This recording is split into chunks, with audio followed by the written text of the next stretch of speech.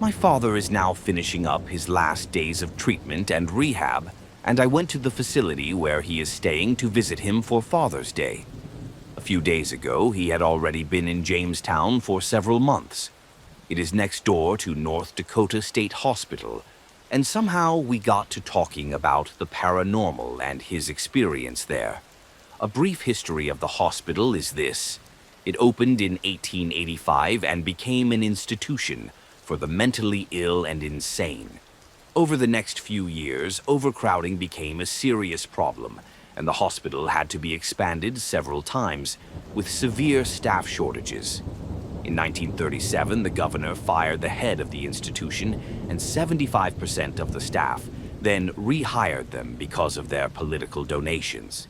Thereafter, the new staff was not qualified to care for the patients and treated them poorly, swearing and abusing them and possibly killing some.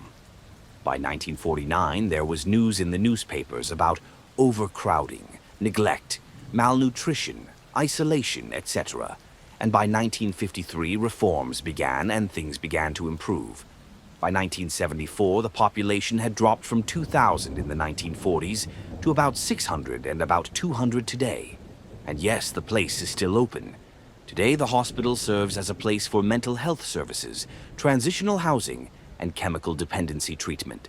So my father liked to be busy there, and he always took a job or helped my father in any way he could. From what I understand, the hospital was kind of like a partner in this rehab center, but the people there were more like prisoners, whereas he could live there and have a lot more freedom. He went to the grounds of the hospital, which today functions as a prison, and helped one of the women working there with the laundry. They folded a ton of sheets and towels and went down the stairs, and when they came back, the sheets were strewn across the floor and all in disarray. Keep in mind that everything is locked up in there, so there couldn't have been anyone there to do that. The woman told my father that it was Charlie, the ghost that haunts that part of the prison. Apparently, he does things like that all the time.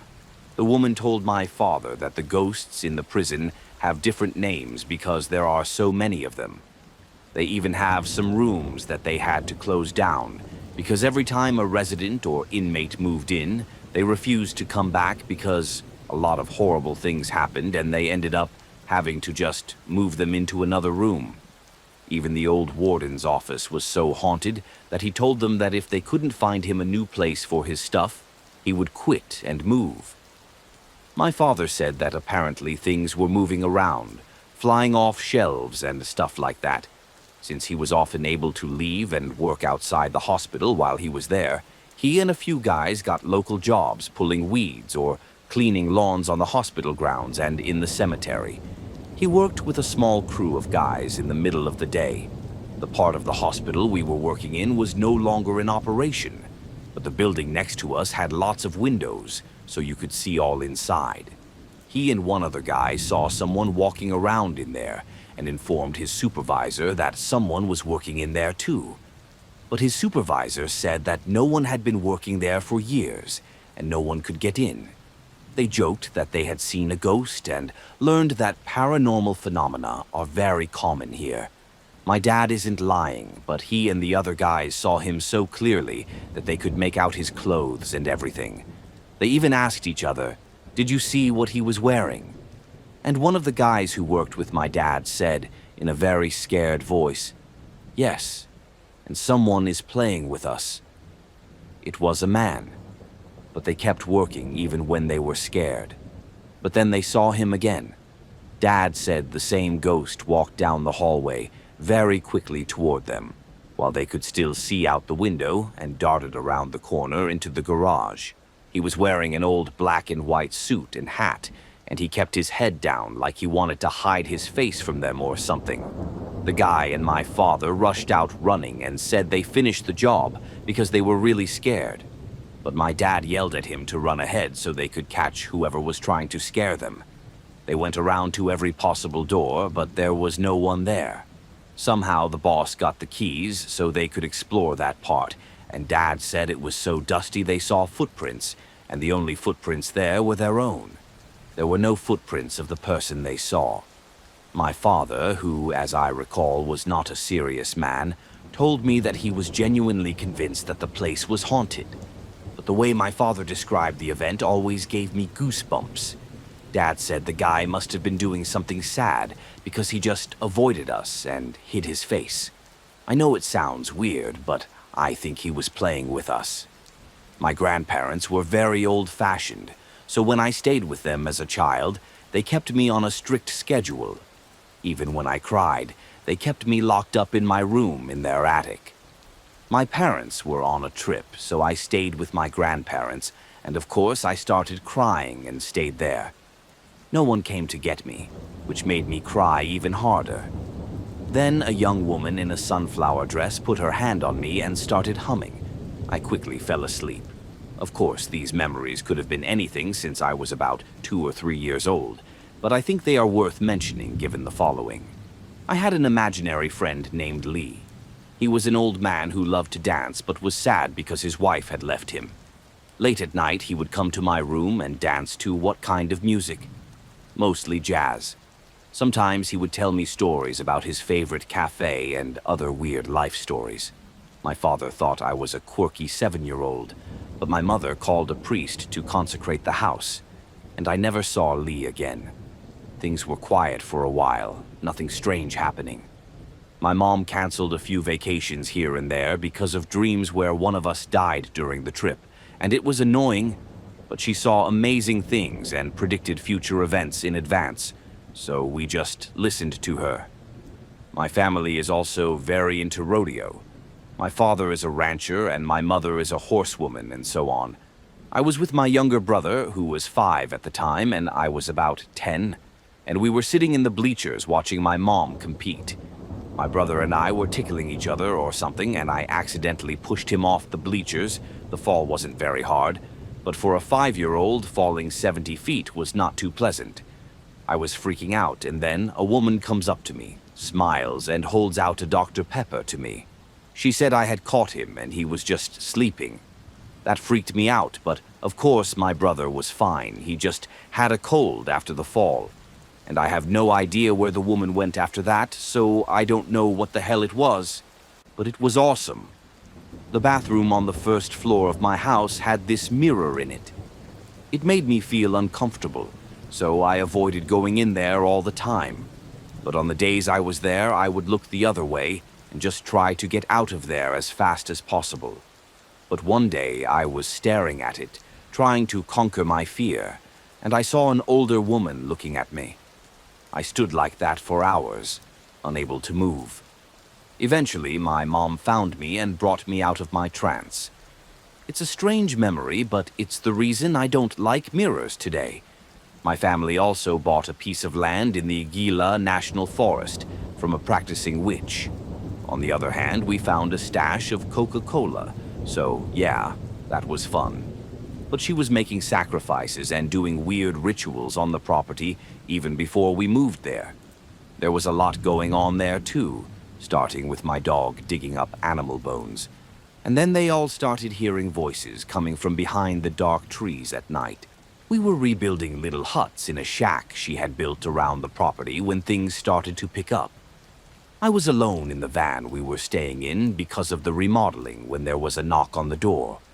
I opened it and found nothing. Looking around, I saw something dark with red eyes behind one of the trees. Perhaps it was my imagination, but I could swear I heard it tell me we came from the mines. Naturally, I was scared, so I just locked myself in the camper and called my parents.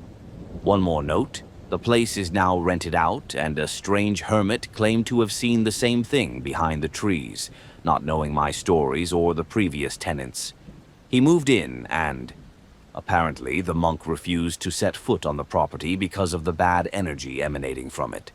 Also, during the renovation, we wanted to donate a bunch of tiles we salvaged from the floor of the witches' huts, but the Catholic nun refused to accept them because of their energy.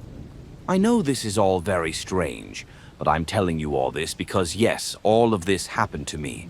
But what the monster said stayed in my memory. The part about getting out of the mines?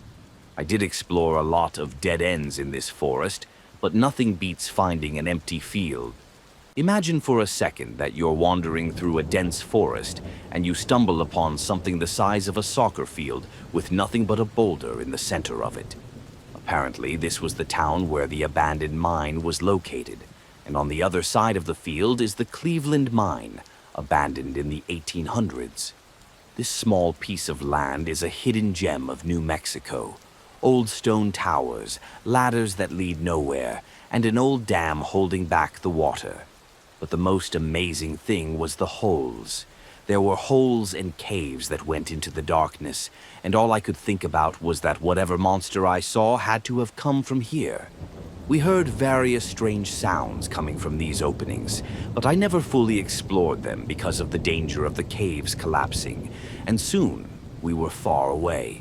After that, things went quiet again until I started going to a private Christian school at the old Baptist church. The school had a huge basement, more like a labyrinth, and my friends and I used to mess around in there a lot. And then some really weird things started happening after a girl tried to get her best friend to do some kind of ritual down there. The 5th grade preschoolers heard a woman singing about painful things. Early in the morning, the Spanish teacher heard all the doors opening and closing, even though she was the only one there. I threw a ball down a long hallway and something threw it back. The pastor came and blessed the place, and the police came several times to look for squatting homeless people, and it was pretty amazing. Things have been quiet lately, but my mom still sees dark figures moving around our house apparently at night, but she thinks they're friendly or something. Anyway, these are all my stories, and honestly, I don't understand anything about them. But I just wanted to share some of my stories with you. In 1990, my parents took me and my 4-year-old brother on vacation to the French Alps, where they rented a small cottage for a week. I was only 2 years old at the time, so this is all based on my parents' memories, so bear with me. Almost immediately after we settled into the cottage, my mom sensed something was wrong. She was very anxious and nervous, and the feeling only grew stronger every day. At first, the parents tried to convince themselves that it all just seemed to them. But then, strange things began to happen. Red spots appeared and disappeared randomly all over the cottage. The second day, my dad took a bite of an apple, and there was a red liquid in the core of the apple. The bright red liquid was dripping from the apple. He spit the apple out, but never found a logical explanation for it. They also heard knocks and creaks at random times of the day and night. Not so surprising in an old cottage, but still it gave everyone the creeps. As time went on, my mother got worse and worse. According to her, being in the cottage made her feel physically ill. She had always been very intuitive, and her intuition told her to just get out of there. Something didn't want us there. However, on the 4th night, my parents woke up with a jolt and simultaneously felt an intense, indescribable, and unexplainable fear. My brother and I must have been crying and screaming in the next room. Mom asked Dad to leave, they packed up, and we left. But Mom said that when we got out and walked down the hallway, there were red stains on the walls and floor, and when we got to the door, everyone was running. When Dad turned to close the door, he said the red spots were gone again. My parents have run into each other before. Our house is very old. It was even used as a temporary hospital during WWI. My mom always surprises me because she is usually so calm when she talks about these things. When I was still living in our house, I would sometimes hear footsteps in the yard in the middle of the night when all the doors were closed. When I was still living in our house, I would sometimes hear footsteps in the middle of the night when all the doors in the house were closed.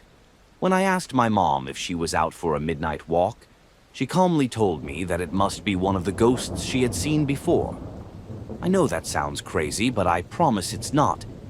Anyway, the only time it really gets serious is when I think back to our vacation in the Alps. To this day, her voice shakes when she talks about it, and I can honestly see the fear in her eyes. So, back to the story. My parents contacted the man who was renting them the cottage and informed him that they were leaving earlier than they had planned. They were so shocked by the whole thing that they couldn't help but ask if anything had happened at the cottage before. And to their surprise, the man told them about it. He said that my parents were definitely not the first to report strange occurrences. After more questioning, he finally told me that there had been a murder-suicide at this cottage in the early 80s. A man killed his wife and children and then hanged himself in the attic. Let's start with the fact that I'm a 17-year-old girl from Colorado. I'm white, and I don't have a drop of Indian blood in me, but I don't think that matters much.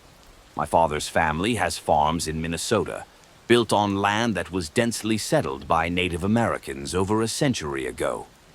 We know this because we've honestly found boxes of Native American artifacts, including tons of arrowheads and spearheads, ceremonial jewelry and pottery shards, chipping stones, and more. And each year during spring planting, tractor drivers contribute even more. There have been paranormal occurrences on our land, but I'm there a lot, so I've only experienced a small handful of things that I can't quite explain. For the most part, even though I am a Christian and believe in the paranormal and supernatural, I enjoy trying to find logical explanations for things. I can often be very curious, and it takes a lot to scare me. I've been through enough crap to lose most of my fear, but this year has been a challenge for me on every level.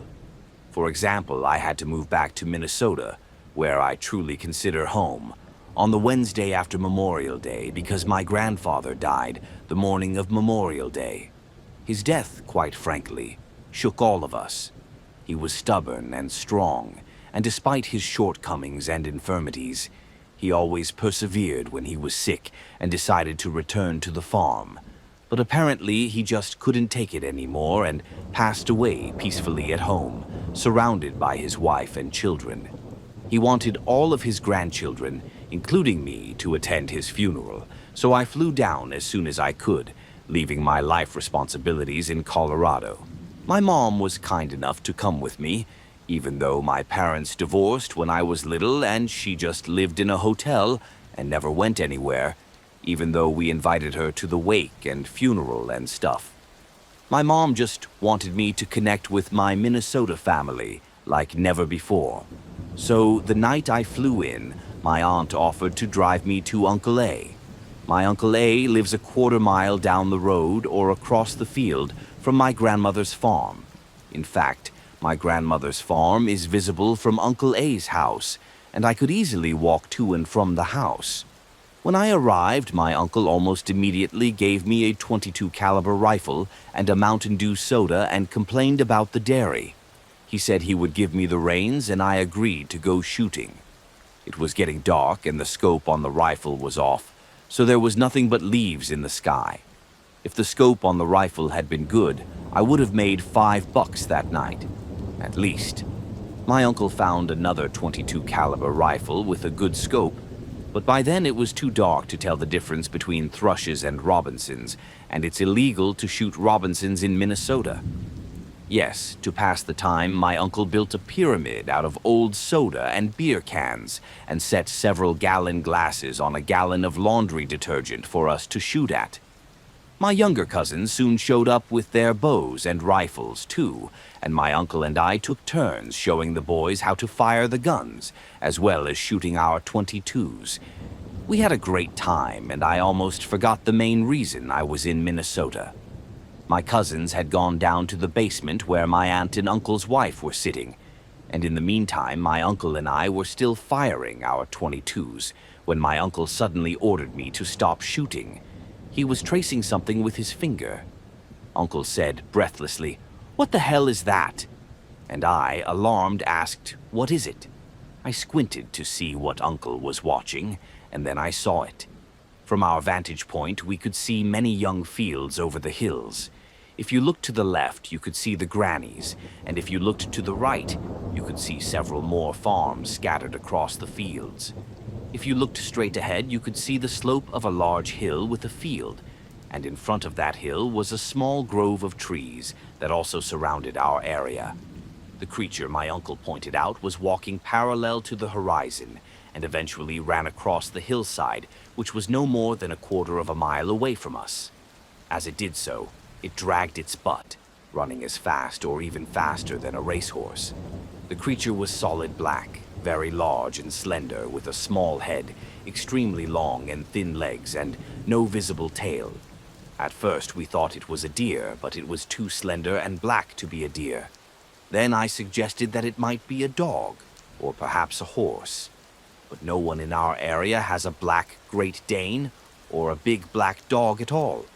Nor does anyone have a black horse, and the way this creature ran was unlike either of those two breeds.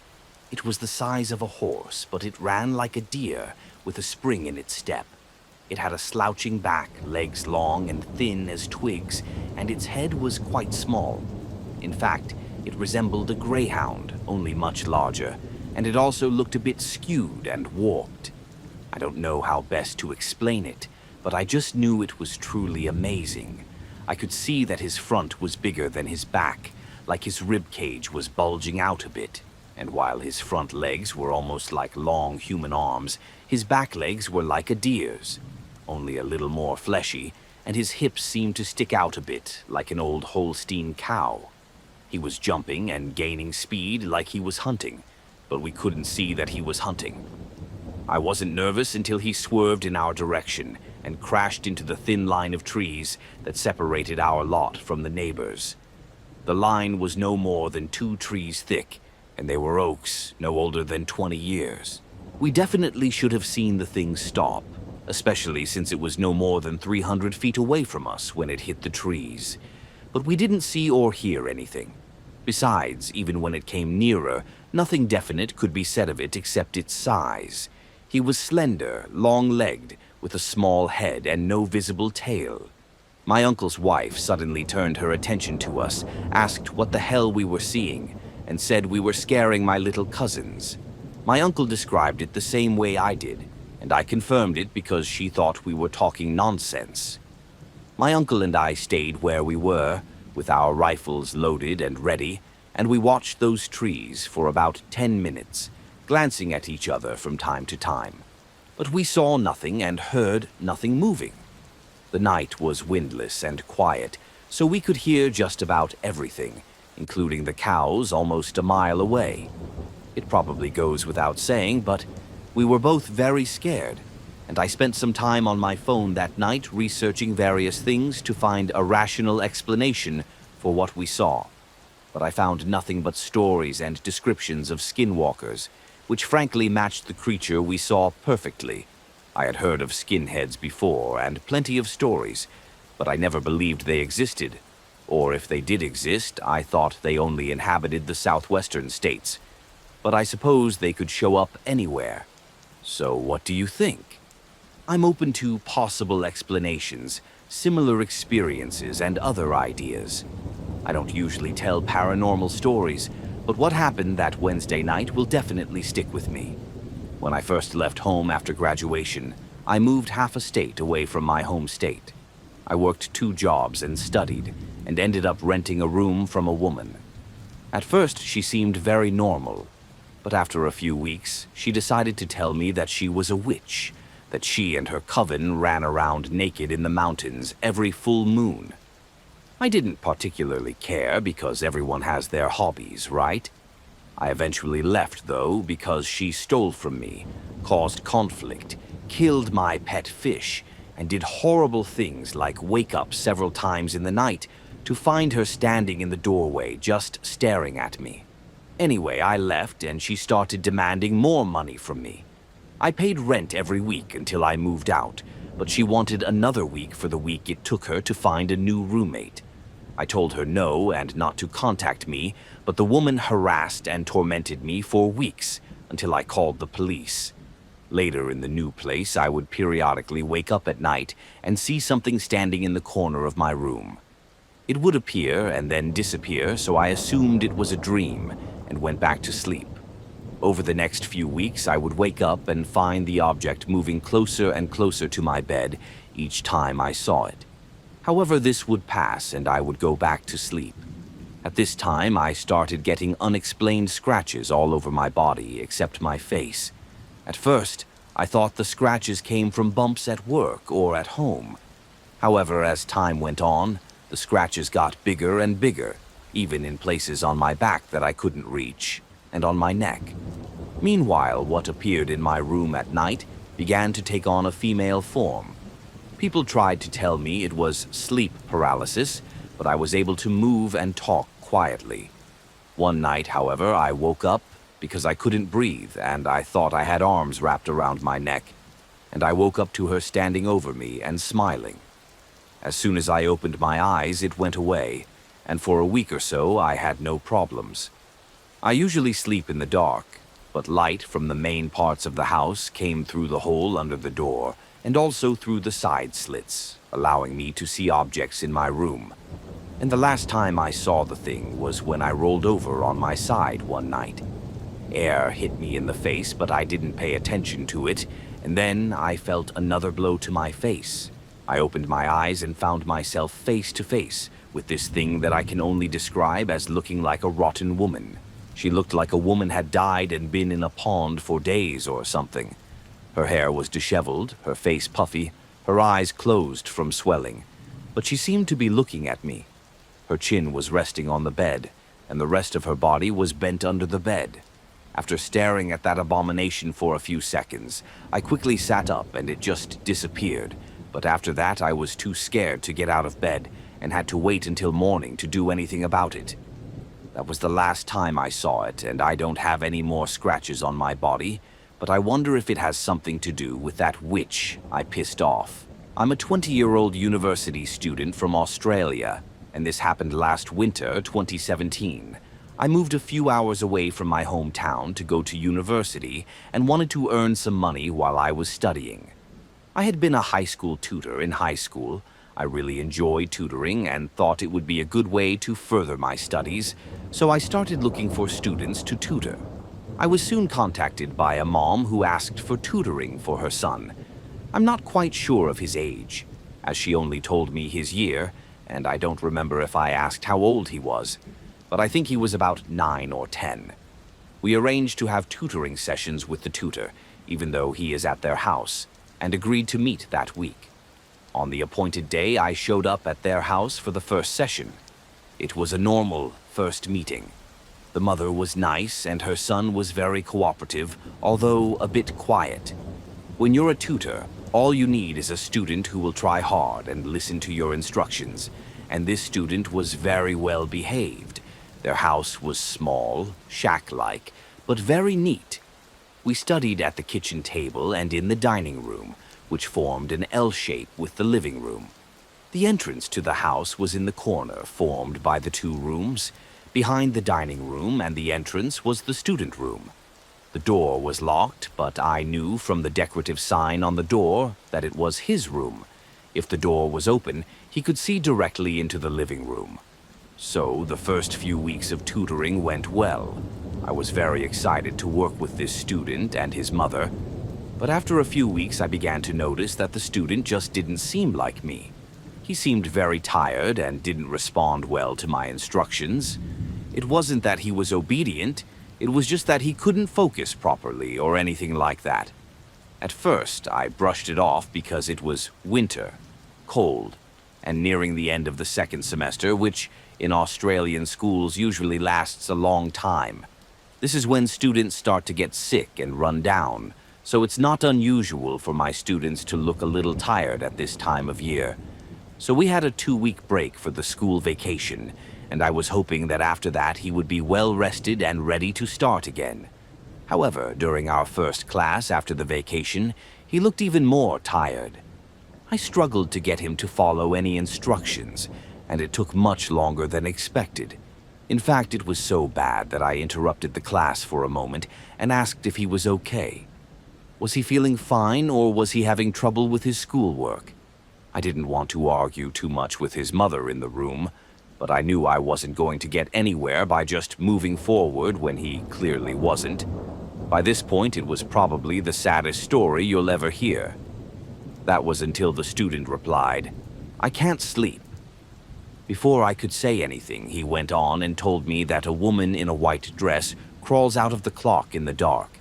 I can see her from my room. and I am afraid to sleep because I know if I close my eyes, she will grab me. He points to the old clock in the living room, which is angled so that it can be seen from the student's bedroom. And now I'm thinking, okay, this is terrible. Crawling, not walking, specifically crawling out of the clock. I asked him as calmly as possible, "Have you watched any scary movies or read any scary stories lately?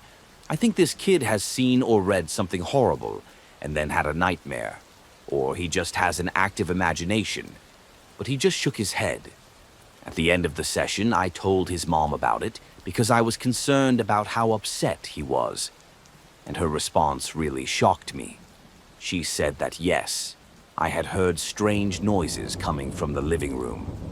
This clock came into our house very recently, and it's very old.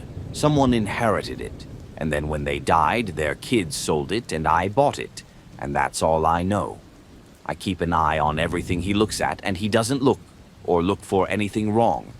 I don't know where this fear comes from or what to do about it, but honestly, it scares me a little too. At this point, I don't know what to think. I put that question to the back of my mind until the next time I see him. Nothing more is said about the woman, and the student seems to have finally gotten some sleep, so all is well as far as I'm concerned. But about 5 weeks later, I find myself back at their house and the weather is getting downright nasty. Gusty winds and heavy rain with lightning. The storm started a little earlier this year, but it's pretty bad. About 40 minutes into the session, the power goes out, and the only source of light is a flash of lightning that you can see through the living room window. Mom comes out to check on us, but there is nothing to do at this point. We wait for a few minutes, but the electricity doesn't come back on. Mom offers to stop and pay me the full amount, since we're almost done anyway. As I'm packing up to leave, a huge bolt of lightning flashes, and I hear Mom sigh. I look up and I swear to you I see the hem of a white lace dress flopping down on the floor in front of Grandpa's clock and fading into the shadows. That evening, I wasted no time getting to my car. The whole event chills me to the bone because I never believed in ghosts before, but now I'm not so sure. And the scariest part, if what I saw was real, then maybe this boy really does see a woman crawling out of his watch.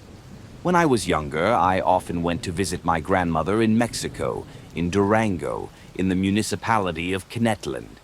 We went there just because of her, and it was a beautiful little house that stood on a hill and looked like a long mountain going into the forest. I have stories about it too, but I digress. The front door led into the main room, which connected to another smaller room in the back on the left.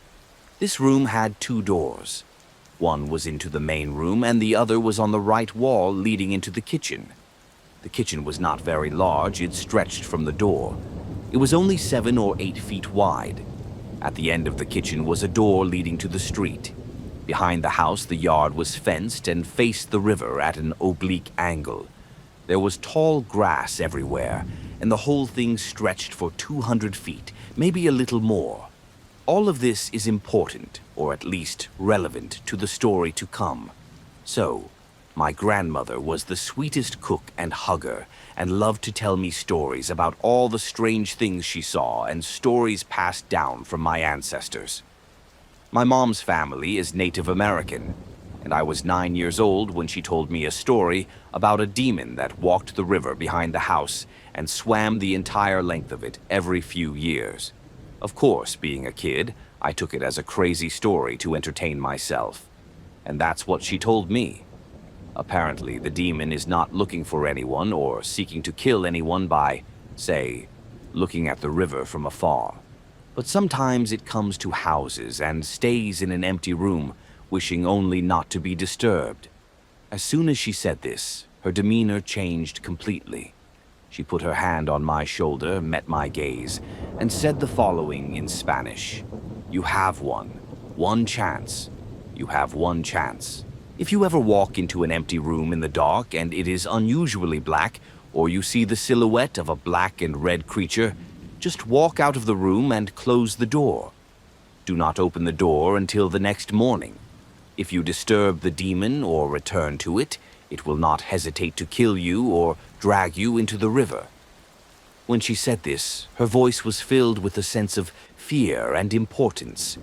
3 years later, I went back to my grandmother's house again, still as happy, still cooking. I was there for a month because it was summer and my mom wanted to take care of my grandmother because she knew she was dying and wouldn't live a year or two at the most. And about 2 weeks later, it happened. It was an ordinary day, actually a beautiful day. There was lots of green this time of year, and then night came.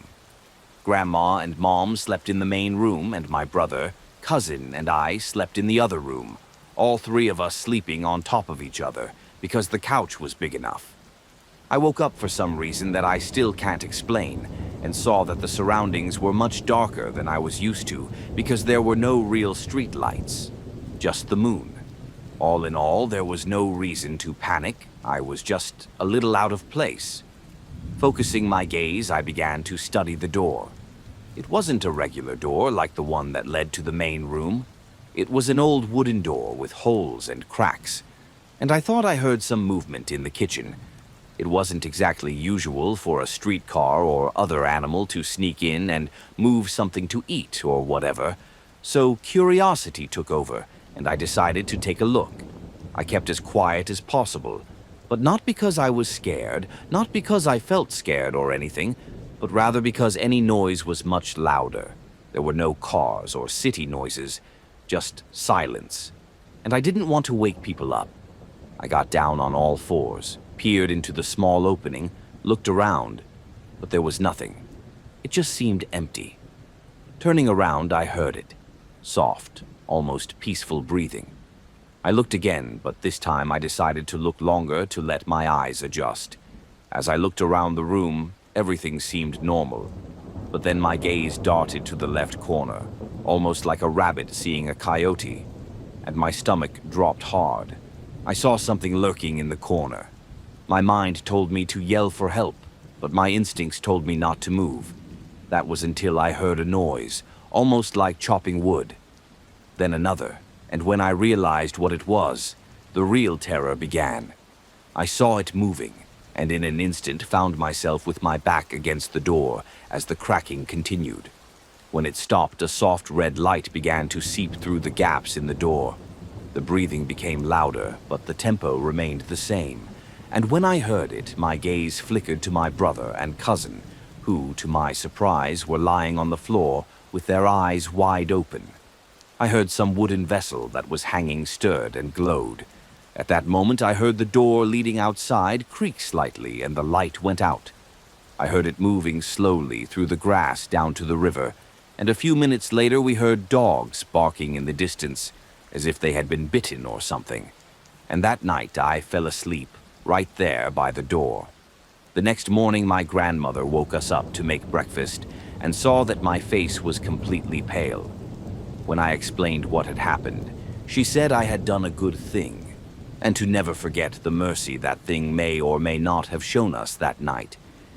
I know some people may not believe this, but I swear to you that this happened to me, and I have many more stories like this about things my grandmother warned me about that I ended up seeing or hearing in the neighborhood.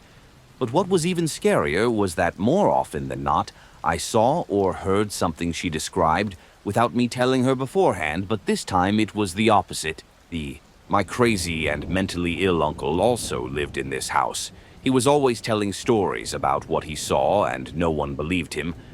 But after this incident, I wondered if he actually saw some things. Oddly enough, everyone I talked to was from this area and had lived here for a long time, and they all said they had seen something too. All of this gives me confidence that what I saw that night was real and not just something I dreamed up. The mountain in front of the house has always beckoned, and I must tell you about it. But first, here are some interesting facts. I was talking to my mom today and started discussing the land my family owns. It turns out that although the land is now divided amongst family members, there are hundreds and hundreds of them. However, one of those lands was a large tract of mountain. Yes, there was a mountain in my family. This immediately raised a number of questions that, while I would have liked to have answers, I didn't have enough time to answer. But in her overly long and unintelligible way, she said it wasn't based on hearsay. When she was young, she had worked in the fields that were in the mountains. So I stopped her there and asked her questions about the features of the mountain to see if I was telling the truth or just babbling extra. First, here's what I confirmed. Toward home, the mountain was steep and dry, but when you got to the top of it, it sloped down at an angle. The slope was covered with shrubs, small trees, and sand covering a lot of yellow and red rocks. However, when the ground became as flat as a plain, it turned into the semblance of a forest. The trees didn't stand too close together, but they were large, with thick thickets of grass and shrubs. After walking through this large area, it came back to a sharp corner overlooking another small town. I clarified what kind of wildlife lived there, just to make sure that what I was about to talk about wasn't something she had ever seen or knew existed in the area. I just wanted to know exactly what to rule out. It was deer, coyotes, wolves, wild dogs, and so on. I asked her afterward if my grandmother took her stories seriously, and she confirmed that she did, including about her own experiences. One of them was being tied to chains that dragged her for several nights in a row through the mud, and as a result, she never went home alone again. Well, in this case, it was just me, and I wish it hadn't happened. My grandmother had always encouraged the adventurous side in me, so I decided to climb the mountain. I had to. My mom reluctantly let me go, only giving me at least basic sustenance and taking my grandmother's old but very strong dog. This dog was not like ordinary dogs either. He was fiercely protective of his territory and was basically a border collie, crossed with something that gave him serious canine strength. He was a good guard dog until, as far as I know, he died of natural causes when I was away for a while. He was only good at guarding, not at all good for other dog stuff, and his name was Pippi. Pippi and I started our adventure early in the morning. Until the sun rose above the horizon, we slowly made our way up into the mountains. My goal was to explore the slope and do some reconnaissance before heading into the woods. Pippi took great pleasure in watching the perimeter around me, occasionally destroying flowers. I searched the rocks for anything of interest, but as I was going over a flat yellow rock, I noticed something. There was dead silence. There was no wind, no animals. Everything was still, and when I looked around to see where Pippi was, I heard a loud click in the direction of the woods, but I only blinked and walked on. Nothing out of the ordinary, right? The dog wagged his tail happily in anticipation of our next move, and I started moving through the woods, but something was wrong. Not terrible, just abnormal. The light wasn't penetrating the forest. I know that a dense canopy can create the illusion of darkness even on the brightest day, but there was a decent amount of space between those trees.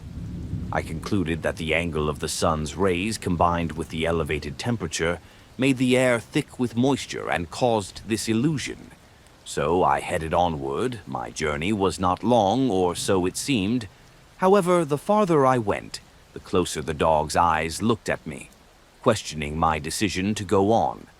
I accepted this as the dog was more concerned about our distance from home than anything else, but he started doing it again, but now in the woods.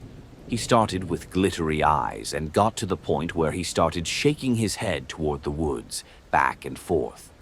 He kept doing this until he finally stopped and took his eyes away from the woods. And now I realized that something was wrong. I assumed that this must be the end of my journey, as the predator had probably been following me the whole time. I asked him to turn around and we headed back the way we came. However, every few minutes he would head toward the woods, keeping me on my toes. This focus on a potential predator disappeared when we reached where we were before. As my thoughts began to calm down, I felt a nice breeze. How nice to finally cool off, I thought. But that feeling was shattered by the realization that in all the time I had been here, I hadn't heard a single noise other than the sound of my dog, myself, and the mysterious clicking of the wind. I cast one last glance at the forest to appreciate its beauty, but knew better. I turned my attention to the direction of the wind. Sudden gusts and squalls of wind are not uncommon here. However, this was no ordinary wind. After walking through different neighborhoods and from different directions, I noticed that the wind was blowing in one direction, into the forest. Now I was more intrigued than anything else and was convinced that the most likely explanation was a dry, hot pressure system over the mountains that was driving cold air toward the center, which is exactly where the forest is. I asked Pippi if he saw anything else, and he responded by wagging his tail and sticking out his tongue. Of course, why not trust a dog's judgment? After all, so far he had been right. We both came to the edge of the forest. It was still dark, but I could already make out where the tree seemed to open up again. My only goal at the moment was to cross that dark part and face my unrealistic fears. I was no idiot, and if there was anything waiting for me, that dog would pounce on me. After all, he killed coyotes for fun, and my uncle had also taught me as a kid how to fight dogs, big wild cats, and more. I easily fought off dogs and killed a coyote and a wolf in self-defense. Not that I've ever hurt a dog for no reason, but anyway, you get the point. So, with my makeup on, I went into the woods and there was nothing there. No fear and no painful sensations. The bushes annoyed me a bit, but I made my way out of the darkness and, feeling proud and strong, surveyed what I called the mock forest. I turned back the way I had come from and saw Peavy at the edge of the forest. He didn't come with me, and somehow I didn't notice it. Still happy, I smiled at him, but as I looked closer, a thought occurred to me. The sun must be at least 10 in the morning. There was no reflection in my eyes, no light, no forest. As soon as that thought crossed my mind, I saw his body language change, and in an instant he pouted and bared his teeth. My stomach churned, and before I could think anything else, I ran like a man clinging to the last thread of life. But as I ran, I could have sworn I saw the darkness following my every step. It seemed to grow darker and darker around me, and just as I felt it coming, I felt a hard rock on my shoe. In one motion, I turned around, ready to either live or die, scared to death and about to pee my pants. But there was nothing. Nothing but the woods and a light breeze. The dog whined softly, and I stepped back, keeping my eyes on the forest and keeping the dog in sight. I turned to look over the edge of the mountain, down toward the house, and saw my mom looking at me nervously through her binoculars. I waved my hand in relief and walked back down. Clearly shaken, I asked my mom that I needed to talk to my grandmother. Mom thought it was because I saw a wolf or just some crazy natural phenomenon. I explained everything to my grandmother, but strangely enough, she didn't answer honestly right away. She sadly explained that she didn't have an answer, and the person who might have one was my great-grandmother, who died not too long ago and lived to be almost 100 years old. But here our faces lowered, and she slowly put her arms around me. I still have questions, and I'm going to get answers about that forest. But my recent conversation with my family led to more stories. And one of them we all heard was about the cursed or blood gold that I was a part of when my grandfather was killed. But that's another story. Another time. Needless to say, I don't have any answers yet, but damn, there's something in these woods. I'm 27 years old, and at the time this happened, I was a high school senior who was always freaking out and partying away at parties. I won't reveal her identity in this story, but let's call her Kay. Kay almost cost me my life, and honestly, I never want to see her again. First, a little background on Kay. She grew up in a privileged society. She was given everything she wanted. Her parents adopted 5 cousins, and that's when she started to rebel. Her rich parents began to pay less attention to her, and Kay was given all the freedom in the world that she wanted. At the time of this incident, Kay was 18 years old, and I had just turned 18 as well. We went to hang out at a guy's house. Nothing more than a little weed we didn't expect. I've smoked pot and swallowed pills many times before. I tried ecstasy last summer, but I planned to stay sober. She picked me up and we stopped to buy cigarettes at a gas station. I bought a drink at the fountain with the store and everything, and it's crucial to the plot going forward. We get to the apartment and everyone is smoking, including Kay. But I refuse. She always said she didn't want to smoke alone, complaining that I never got as high as she did, so I listened and cleaned the bong from her high.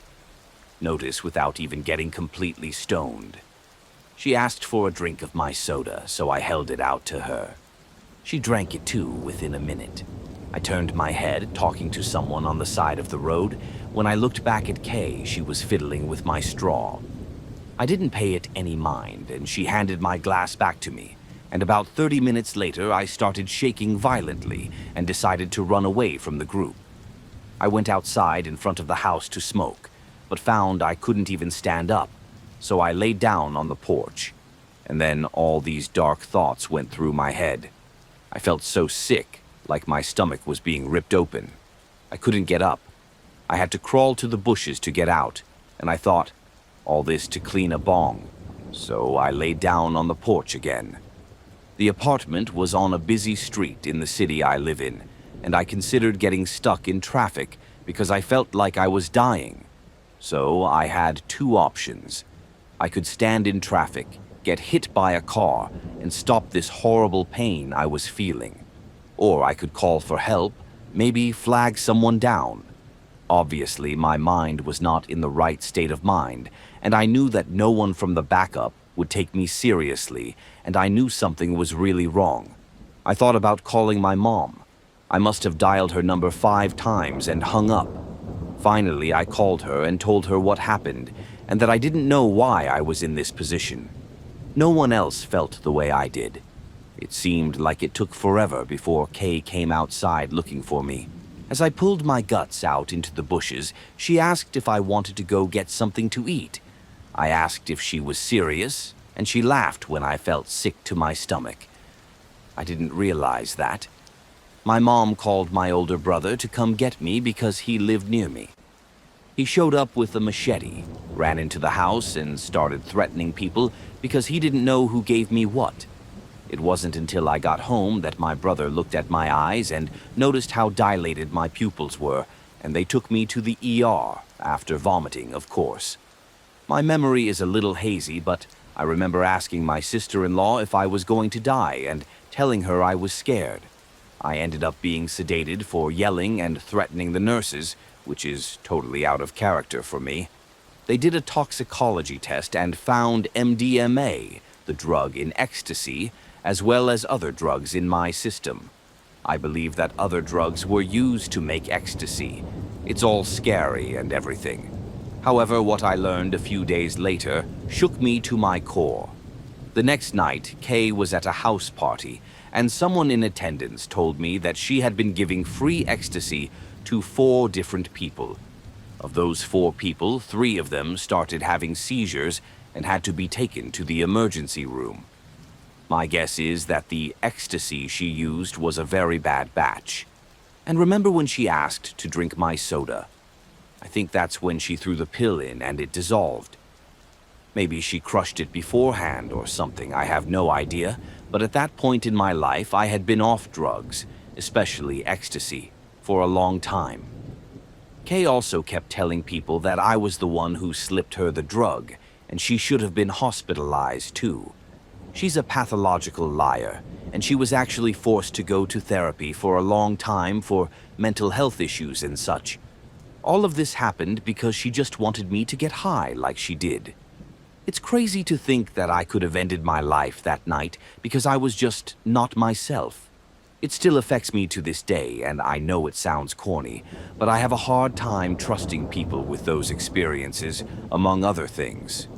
Obviously, I also don't like drinking with friends, and am afraid to go to a bar or club for fear of the worst. If my own friend did that to me, What's to stop a complete stranger? So I always defend my drink no matter what. My fiancé and I work at Walmart. We live in a small town in Colorado, and now, because of all the fire crap, there is a Phase 2 ban in place.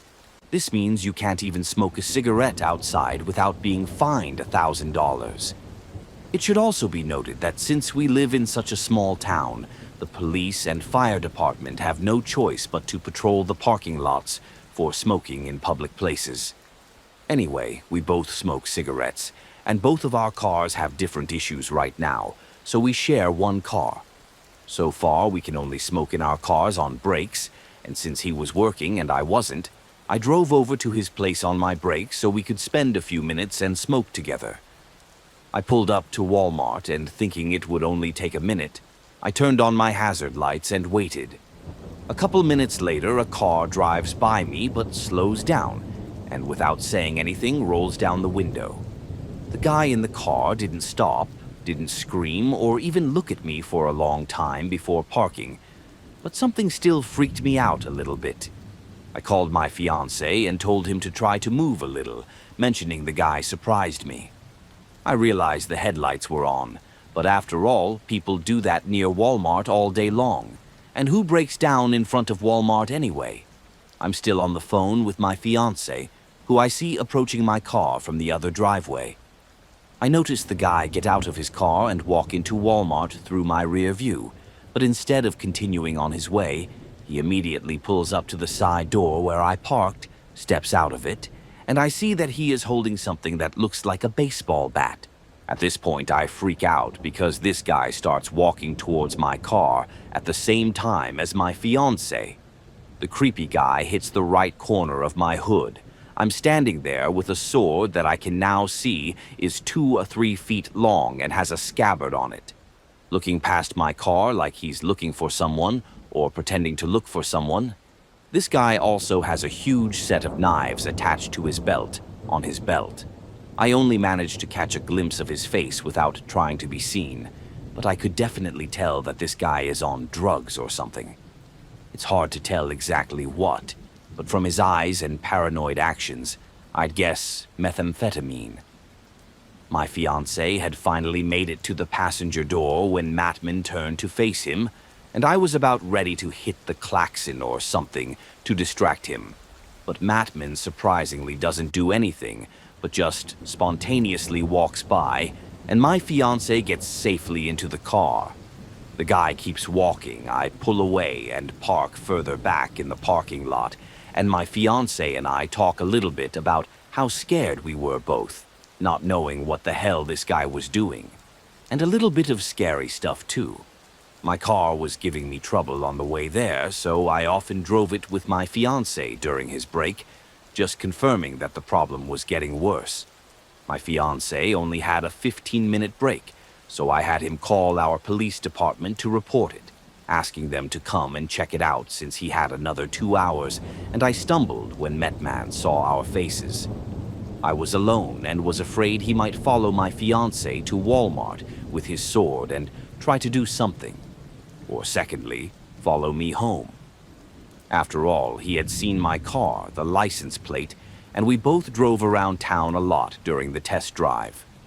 When the cops arrived and tracked down my fiancé in the aisle he was holding, they got a description and immediately realized who he was. Turns out they also knew exactly where he lived, in a trailer park across the street from Walmart, and they had been watching him because of previous incidents with the security guard at our kiosk. Apparently, this incident happened that way as well. The guard stopped him for some reason, and the guy came back a few days later and asked the guard, "What else are you doing in my town?" To which the guard replied, "What do you mean? I'm living here." And the guy told him, "Not for long." Like, what the hell? I think it's also important to note that we live in a small town, a tourist town, and the local population is mostly rich older people, so it's a good place to retire, but very expensive. I mean, you see people strapping rifles to their jeeps, but not methinks with swords. Anyway, I think they found him in the parking lot and warned him that if he was ever seen in Walmart again, let alone with a knife larger than 10 inches, he would be arrested. I haven't seen him since, and frankly, I'm glad I did. Guns are certainly scary, but in our town, a lot of people keep them on their belt, so it's not as scary. The eerily druggy look of a man with a two-handed sword in his hand is something else, though. So, my partner and I decided to spend the 4th of July at the Rich People's Mall in the center of our town. It has real restaurants, great movie theater, and an easy commute home. But when we get there and eat, the place is packed. By the time the movie starts, everyone is already cleaning up in time for the fireworks. We watch the movie, and maybe there were 5 other people in the theater with us. By the time we leave, and my partner leaves the restroom in the movie theater, it's already empty because it's only 9 o'clock on the 4th of July. In other words, everyone is watching the fireworks. We get about 10 feet away from the movie theater, and suddenly I need to go to the bathroom too. But we're already out of the movie theater, so they won't let us in. All the stores close early because of the holiday, so the place is deserted, and the only way out is to use the restroom at the mall. Not the worst thing in the world, but it was just inconvenient. The first thing my partner and I notice when we walk into the restroom is a bunch of security guards literally running around like they don't know what to do, just freaking out. I knew it was a red flag, a big flag actually, but now I really need to go to the bathroom, and I think if it's something incredibly bad, they're going to tell us to leave, right? They're not going to let me knowingly go in there and use the restroom knowing the danger, right? So we walk into the sea loser, and we hear banging and screaming coming from one of the bathrooms. The bathrooms are right next to each other and share a wall, so I have to walk past the guards and this bathroom to get to my bathroom, which is in the thick of this wall. My partner and I think it's just a junkie going crazy in the bathroom, and the security guards at the Rich Mall have never dealt with this kind of thing and don't know what to do. We think so because they see us walking, see me walk past them, and say absolutely nothing. Then again, I think to myself, if it was serious, they would talk, right? I walk into the restroom, and as luck would have it, all the stalls are running out of toilet paper. So I have to spend extra time checking each stall for toilet paper, walk over to it, grab a towel, go back to the stall, then wash my hands and leave. As I walk out, I see all but one of the guards literally running away. The remaining guard looks 1,000 yards away from me, still rambling through the bathroom. My partner had no idea what was going on, so we just took the elevator to the main floor and went outside to call the elevator. We get outside and there are police cars everywhere, flashing their lights, standing in front of the door. The cops jump out and the security guards flock to them. A large policewoman with the look of a superior looks at one of the guards walking toward us and says, "We got a report of a homemade weapon." The guard replies that yes, in the upstairs restroom, and they startle. Then the door closed behind them and we heard nothing more. They didn't stop moving from the moment they opened the police car door until they were inside, so it was clear that this was a really serious matter. My partner and I looked at each other and tried to wave it off. It's probably no big deal. It's probably just some junkie who got his hands on some lighters or a cherry bomb. We call the elevator and a few minutes later they appear. There's a little more traffic at this intersection, so we're stuck in the mall for a minute since we're right at a stoplight. The elevator driver asks why the police are needed, and we explain what happened. We see the door open and the cops push a hooded guy in front of us who is struggling to hold an improvised explosive device. Let me tell you, it wasn't a cherry bomb. I mean, it was the size of a shopping bag and contained 18 to 24 huge tubes. Maybe a firework. There were wires, duct tape, and everything looked like it was connected to either a big center wire or a giant center fuse. In other words, I think it might have been a bomb. And then the light switched and we just drove off. I have no idea how he got into that bathroom. I mean, he barely made it. I don't know if he was interrupted by delirium or if he was pissed because he tried to do it and failed. I also don't know why they didn't call someone other than the regular police to deal with it. I think they were busy as it is a holiday involving pyrotechnics. My partner and I were scared, to say the least, and the loud banging we heard for the next 6 hours from our neighbors didn't help. I looked around, but nothing about it appeared in the news, crime publications, or anything else, which makes me wonder if this case has been moved to another thread because it involves explosives in a public place, or if it's such a common occurrence on the 4th of July that it just wasn't deemed noteworthy. Either way, I don't know what he was doing in the restroom with all those explosives, but I'm glad it didn't go off when I was throwing out the trash. The neighborhood I live in is far from limitless, and I have to say that our neighbors are great. Well, all except for one dude. This guy who lived next door to us was just a total jerk, also a convicted sex offender, and his latest arrest made me remember the first time we met. This guy was constantly making his big dogs bark outside, and one day my mom went next door to confront him. Unlike me, my mom is pretty aggressive and confrontational, and while I try to avoid conflict whenever possible, she just goes for it. But I want to say that I care a lot about my family, and I can tell if a person is good or bad just by reading their body language. This ability has never failed me yet, so I trust it. So when my mom went to talk to him about his dogs, he didn't answer the door. But a couple nights later, I was home alone with my younger brother while my mom was at work. The security system alerted my phone to a visitor. Since the man I saw in the picture was unfamiliar to me, I ignored him and nothing happened. The next night, the guy came again, and this time my mom opened the door.